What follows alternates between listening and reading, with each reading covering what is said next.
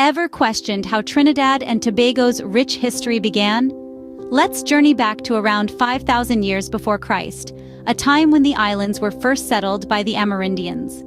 These early inhabitants led a harmonious life, intimately connected to the land and sea, their lifestyle shaped by the natural resources available. For thousands of years, they were the sole custodians of these islands, living in peace until the late 15th century.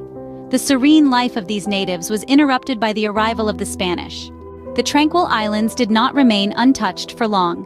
Christopher Columbus set foot on these beautiful lands in 1498, marking the beginning of Spanish dominion. In a bid to populate the islands, the Spanish introduced the Cedula of Population in 1783. This decree offered land to any Catholic foreigner willing to settle here. Consequently, French planters, along with their African slaves, poured in, drastically altering the demographic landscape. By the end of the 18th century, Trinidad had transformed into a melting pot of cultures. A new era dawned for Trinidad and Tobago in the 19th century.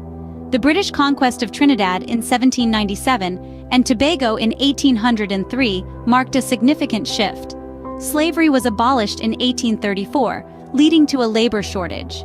To address this, indentured laborers were brought from India and China, introducing new cultures and traditions. These developments would prove instrumental in shaping the island's identity. The islands were on their way to becoming the multicultural nation we know today. From colonies to an independent nation, the journey was long and arduous. Throughout the 20th century, Trinidad and Tobago grappled with its colonial shackles, seeking to carve out its own identity. The struggle was fraught with challenges, but the spirit of the Trinbagonians remained undeterred.